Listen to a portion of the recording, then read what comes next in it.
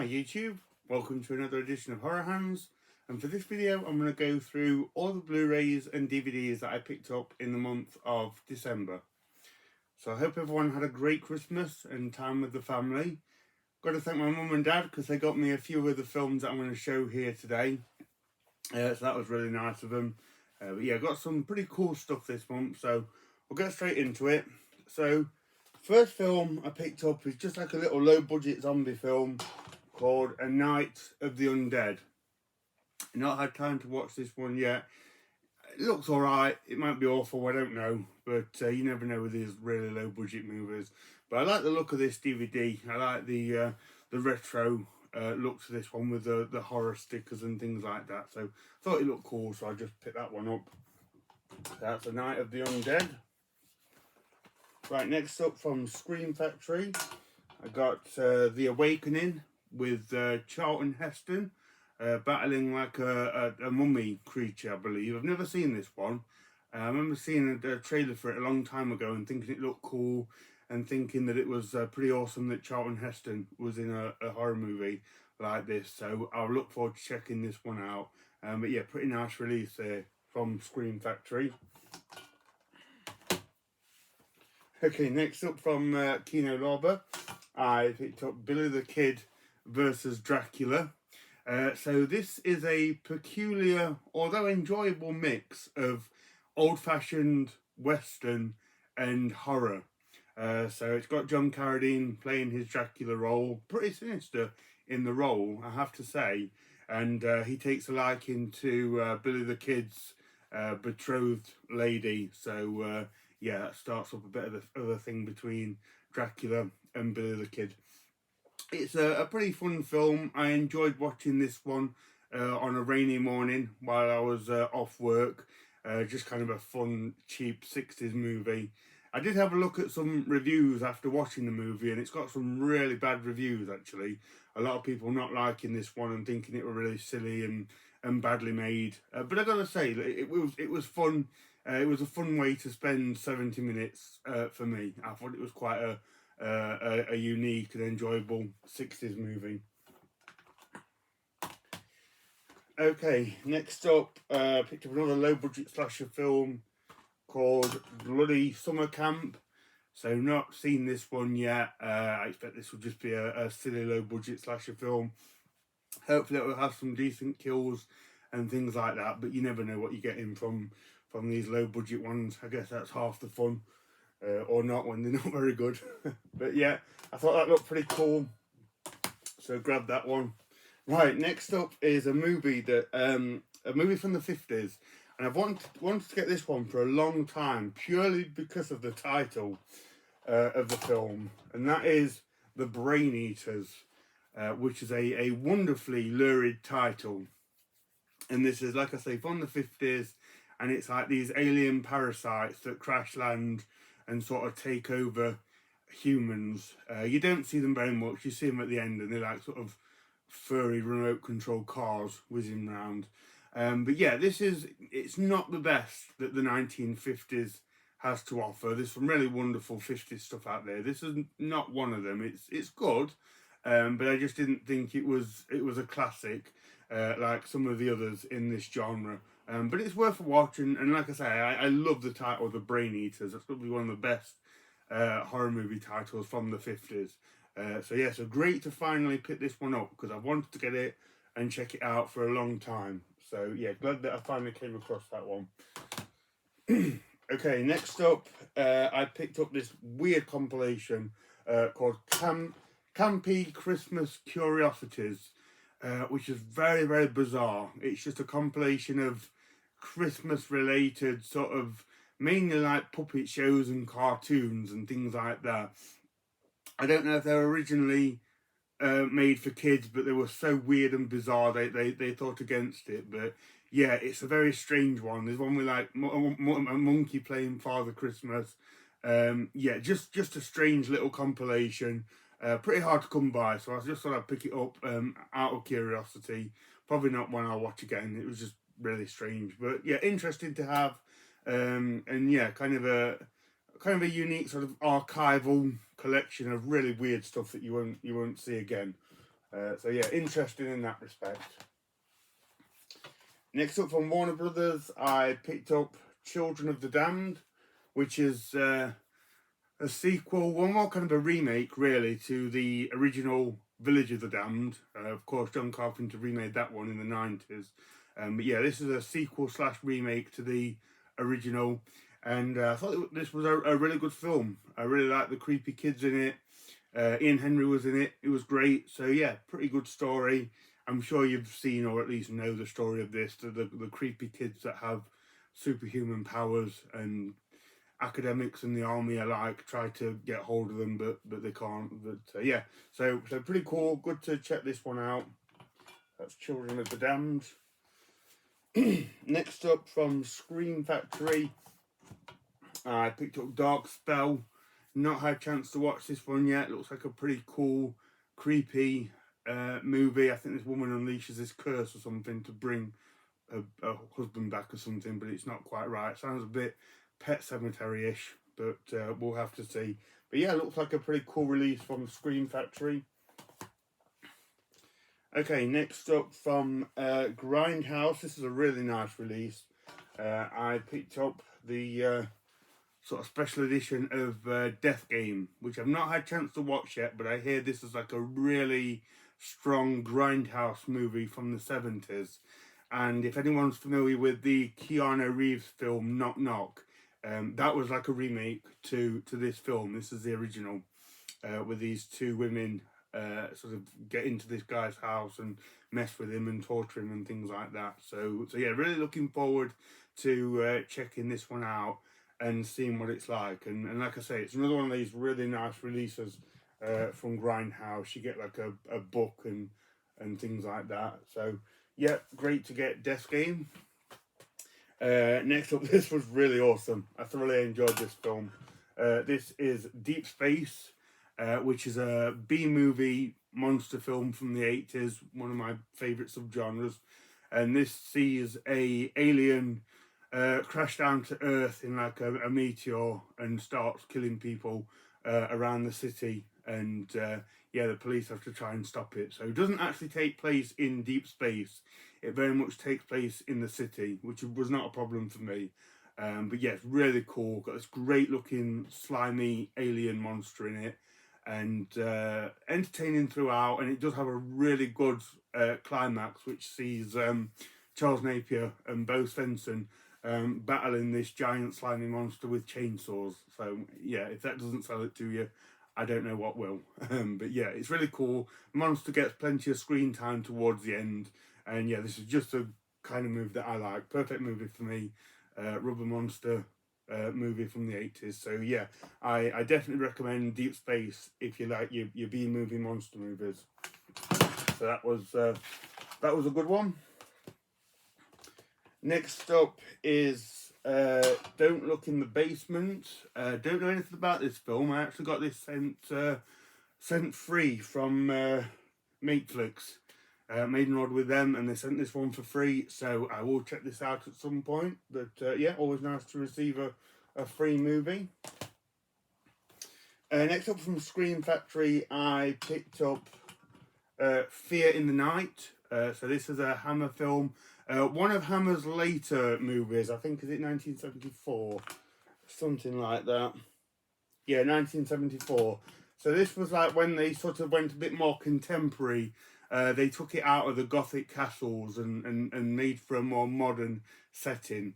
This one sees Judy Geeson being terrorised in a boarding school.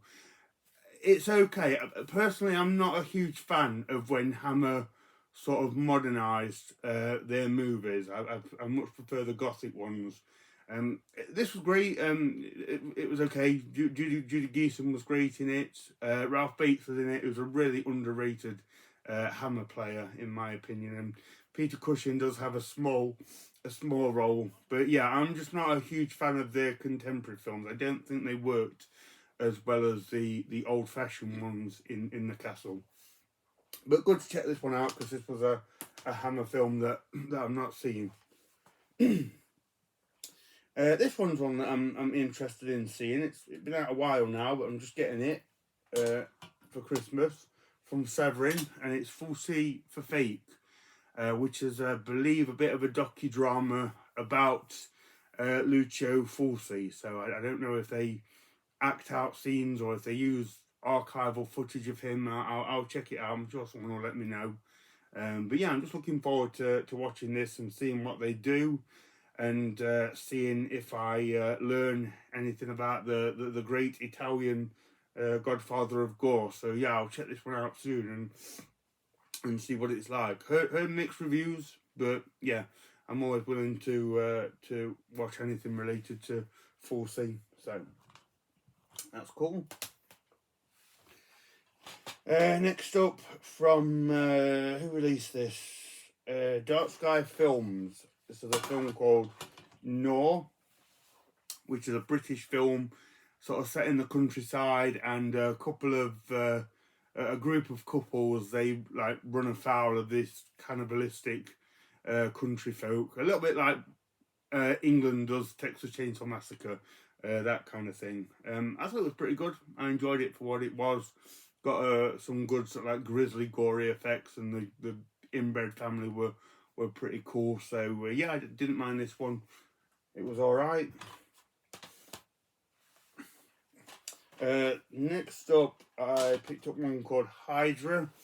Just got this in. Don't know much about it. Looks like a cheap sort of creature feature. Probably be a bit CGI heavy. I just came across this really cheap when I was online, so I just thought I'd grab this one, and I'll check it out at some point. Had a cool looking creature lurking about there on the cover, so yeah, we'll see. Okay, next up, I picked up a film called Insectula. I actually got this one for Christmas. Thank you, Mum and Dad. They clearly know what kind of movies I go for. Yeah, not watched this yet, but yeah, I love giant bug movies, and really love the cover to that. I mean, that is just the kind of thing that I go for. So hopefully this will be entertaining. I'm sure it won't be a classic, but hopefully I'll have fun watching that. Next up, from Arrow, I picked up the new box set from them of the Ju-On, the Grudge movies. So this comes with like the precursor movies, The Curse and The Curse 2, The Grudge 2, and White Ghost and Black Ghost. Really beefy collection from Arrow. This is a fantastic box set. One of the best box sets I think they've done, to be honest. It's really, really good. Each movie comes with, well, not each movie, but they come in the thick Amaray cases. Each Blu-ray comes with postcards and lobby cards for each movie. You get a book as well, and then the Grudge movie itself, if I can get it out. There are unboxings of this on YouTube if you want to see it in full. But the Grudge is 4K as well, which is really cool. I kept wondering why all the cases were clear and this one was black. But yeah, obviously it's because it's 4K. So yeah, really, really nice box set from Arrow. I am impressed with this one. If you're interested in these films or don't own them all like I didn't, I definitely recommend picking this one up. Really nice box set there. So that's that one. Okay, next up is just another low budget movie called Killer Waves. Don't know much about this one. A killer going around in this old-fashioned diver suit, but I love anything that takes place on the beach or things like that. So hopefully I'll get a laugh or have a bit of fun watching this one. Thought it looked pretty cool. Next up, I picked up the 4K steelbook for King Kong, the 1976 version. And I've never seen this. This is probably the only major King Kong film that I haven't seen. So, interested in seeing it. I'll give it a watch soon. Not heard the best things about it over the years, but the stills and the pictures that I've seen from the film look pretty cool. So yeah, I'm sure it'll be okay. My dad went to see it at the pictures back in the day, so that's kind of cool. But yeah, nice steelbook as well from Studio Canal. I've not opened it yet, but yeah, some cool artwork on there. Next up from Unearthed Films, I picked up Live Feed, which is basically like a hostel kind of movie. These American tourists are in Asia, I think, and end up in this seedy nightclub, and it's actually where they get filmed being tortured and things like that. It's not very good. I didn't care for this one, to be honest. A bit slow and just, yeah, I couldn't get into this one. Wasn't my kind of thing. But yeah, cool to check it out eventually, because I've heard about it for a while. Next up from Scream Factory is Man's Best Friend. Really enjoyable killer dog movie of this big dog that gets rescued by this woman from a laboratory with experimental animals. She rescues it and takes it home, but it's been experimented on to be like the ultimate predator. So over time it grows with violent tendencies, and then by the end it's like a full-on Terminator dog, where they can't stop it. But yeah, I really liked it. It goes from being very silly to actually being a really well-made film, especially in terms of the dog and how he interacts and reacts to things, and when he attacks people, it's done really well. The dog is effectively a great actor in this movie. Like, sometimes you can tell there's somebody just outside of shot pointing at the dog and getting them to do things, and they spend more time looking at the crew members than what they should be doing. But I got to say, the dog in this gave a really good performance, and yeah, it did impress me in some places, although being a bit silly in others. But yeah, I thought it was a cool film. Always great to see Lance Henriksen as well. He's in this as the dodgy scientist guy that's engineered the dog. So yeah, that was a good pickup. I like that one. Okay, this was a cool find. This is Never Hike Alone, which is kind of like a fan-made Friday the 13th movie. It's not affiliated with the actual series. I think this was made like a Kickstart effort or something like that. But yeah, it's just a fan-made Friday the 13th Jason movie of a guy. He's hiking through the woods. He stumbles upon sort of a desolate Camp Crystal Lake, and of course Jason's there, and they have a bit of a cat and mouse. But yeah, I just thought it was really interesting that this had been made. It's okay. It doesn't feel like a Friday the 13th as much, but I guess it's not got the sort of the studio behind it. But yeah, I thought it was a really cool effort, and anything that involves Jason is fine by me. And I think it's great that they managed to get this made. So yeah, Never Hike Alone, a very interesting little fan film there. And then I also managed to get the sequel, Never Hike in the Snow, which is just another short little fan film, but this one's based in the snow in the winter time. I probably enjoyed the second one a bit more. It was a little bit more gory, and it was cool to see Jason doing his thing in the snow. That was quite a novelty. So yeah, really great to finally sort of come across these and get them. I managed to find them on eBay because I didn't see them around very much. But yeah, really interesting to check these out. So yeah, that was they were cool. Okay, next up, I picked up a film called Night of the Tentacles, which is just a little low-budget indie kind of film.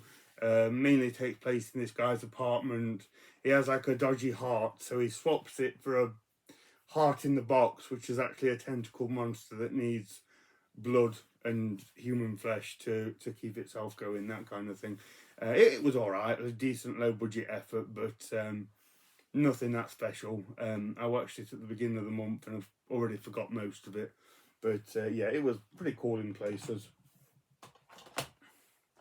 Next up from Scorpion, I picked up Night Visitor. Don't know much about this one. It's one that I've sort of come by a few times in the past and just finally got round to picking it up. So yeah, I'll give this one a watch. Try and get this one in while I'm off work for a bit and see what it's like. Looks kind of cool. So yeah, I'll give this a watch soon. and see if I enjoy it. Next up from Scream Factory, I picked up Paranoiac, which is another Hammer film. Never seen this one actually, don't know much about it. So I got this one for Christmas from my mum and dad, so thank you to them. But yeah, I'll see what this one's like, see if I like it, and yeah, hopefully it'll be a decent Hammer movie. Oliver Reed's in it, which is cool. So yeah, and I really like these Scream Factory Hammer releases. They always do a really nice job with those movies. Next up from Monday Macabre, I picked up School of Death. Actually, this was another Christmas present, so thank you, Mum and Dad. Yeah, I'll check this one out. Monday Macabre always release really somewhat strange kind of Euro horrors, and I'm sure this one will be no different. Some of them I'm like what the hell am I watching? But some of them are pretty good and quite stylish and have an arty feel to them. So yeah, I'll check this one out soon. Cool title. So yeah, hopefully this one will be a decent one to watch. So that's School of Death. Alright, next up, I picked up a really low budget movie called Screecher, which I'm sorry to say is absolutely awful. One of the worst films I have in the collection, and I have some bad movies, I don't mind saying. Yeah, this is a really low budget effort. The acting is horrible. The film looks terrible. It's basically Predator. It's these soldiers get sent into the wilderness to kill this alien monster, but it's dreadful. Nobody in the film looks like they are a soldier, and the creature in question is just a guy with a rubber monster mask running around. It's really bad, and I don't like to talk trash about people's efforts when it's a low budget movie, but oh my god, it was dreadful. Yeah, I couldn't even get through it. I think I switched it off after 35 minutes. It was too much. Unfortunately, I can't recommend Screecher. It was absolutely awful. Okay, next up, I picked up one called Shriek Show. Again, don't know too much about this. I was buying a bunch of movies and scooped this one up while I was there. So I'll check it out at some point. I think it's got, is it Felicia Rose from the Sleepaway Camp movies? Yeah, she's in it, Felicia Rose. So yeah, I'll check that one out at some point. Next up from Severin, I picked up Skin Deep, which I keep meaning to pick up and finally got it now. But this one looks like a cool one. I think it's got a few monsters and creatures and things in it. Looks pretty crazy. So yeah, I'll check this one out soon, and yeah, hopefully it'll be an entertaining one.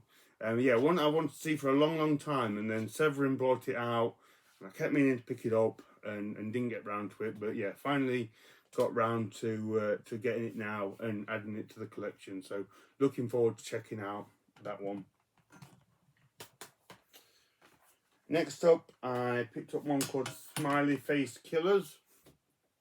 Don't know too much about this one. I just thought it had a bit of a creepy looking cover, and I was intrigued by that and the title. So I'll check this one out at some point as well and see if I like it. Crispin Glover is in it, which is a pleasant surprise. He always gives a good and sometimes weird performance. So yeah, hopefully this one will be a decent watch as well. Next up, I picked up one called Unlisted Owner, which is a found footage film, I believe, about some group of friends that come across like an abandoned house with a dark history of murder or something like that, and they check it out, and of course things go wrong and a bit scary. It sounded, and I've heard it compared to Hell House LLC, which I thought was a really good film. So hopefully this one will be decent. I've read some good reviews about it actually. I did look it up and was surprised that it had mainly really good reviews. So yeah, we'll see. I'll check it out soon. And then next up from Makeflix, I picked up Witch Academy, which is like a Fred Olen Ray film from the 90s. So one of his sort of like just cheesy, silly kind of horror monster movies. About these 3 or 4 witches that are in this house, and they do this really kind of mean initiation thing with this new girl, and it attracts the attention of Satan, played by Robert Vaughn, who then in turn starts to mess with the witches It's alright, it's pretty slow. Not a great deal happens in it. It's fun. It has a lot of 90s cheese and some Scream Queen icons. Robert Vaughn's pretty cool in it, and it does have a really cool rubber monster that's running around in the background doing stuff. So yeah, this is a really nice release from Makeflix, and it also has a signed slipcover. Michelle Bowers signed the back of it, which is pretty cool. So yeah, nice release there of Witch Academy.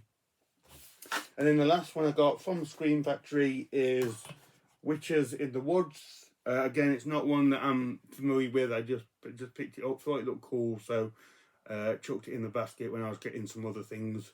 So yeah, again, I'll check this one out as well. Got a lot of things to check out, and hopefully this will be a good one. So that's everything that I got in December, guys.